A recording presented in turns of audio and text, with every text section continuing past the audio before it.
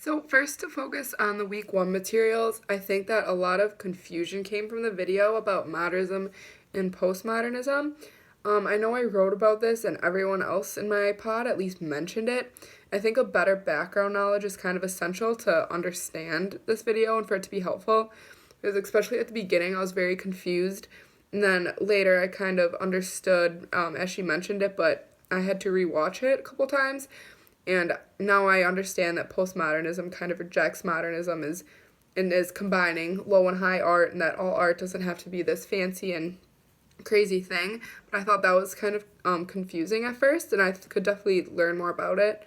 But I think the most interesting concept was the death of the author, and I see that everyone else at least talked about it as well. I really like that the theory, and I think that it has a lot of merit, but I also definitely think that there needs to be some more credit given to the author, because I think the best way to understand something is to first interpret it on your own and then also try to figure out, because of the author's standing and what their background, to see what they meant to do with it. But I definitely think people will always end up interpreting it differently depending on their background, and that's not always the way the author intended. I really liked Maddie's Harry Potter analogy and thought it was a really great example to explain that, because you're always going to have a different view, and it's interesting to me to see how other people interpreted it that may not have the same background as I do.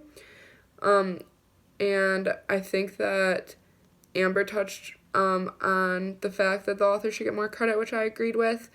But I think that's the best way to understand something, and that's why I like to look up reviews, whether I liked or disliked something, to see what other people thought, because I might not think of it in that way, and I just think that's a good way to understand any media better, whether that be a show or a book or a movie.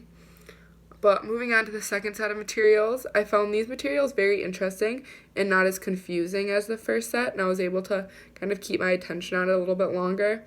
I really liked learning about the cinematography, which was something I really never cared about or thought to learn about until I roomed with a film major last semester, and she kind of made me appreciate it and also made me realize that if a film has good cinematography that's really well done and laid out, that even without a great premise, it could still be a really great movie if you pay attention to that. And I noticed that with La La Land.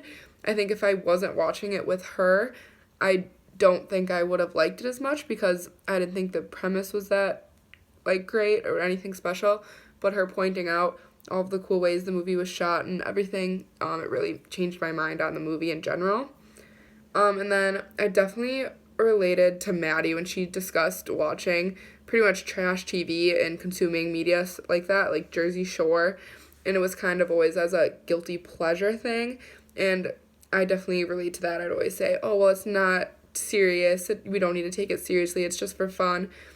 But really, any media we consume, whether intentionally or not, is going to shape the way we think about something.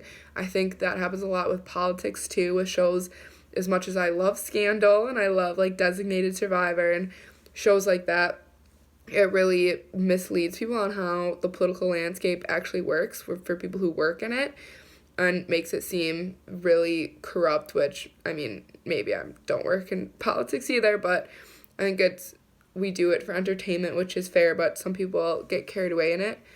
And also, I kind of related to this. My other roommate last semester was from New Jersey, and from Jersey Shore. Everyone, anytime that anyone found out she was from New Jersey, they'd be like, oh, Snooki, and she would always get so mad because she didn't want to be related to that. And that's just a way that even if we don't think that media is affecting us in a negative way, she noticed that even though it's a joke, that when people think New Jersey now, they automatically think Jersey Shore and kind of the trashy and getting drunk and wearing those kind of clothes, and that's immediately what they think of when they think about it, and that obviously doesn't look great on her. So I kind of thought that was interesting because I got to see it firsthand, and that can always go, with anywhere. We always make assumptions about what people from different countries or different states act like because of what we see in the media, because we probably haven't experienced it all firsthand. So I liked this week just because, I pretty much knew everything that it was talking about, and I definitely related to it and could see the ways that media affects how we think about things and how we react to things.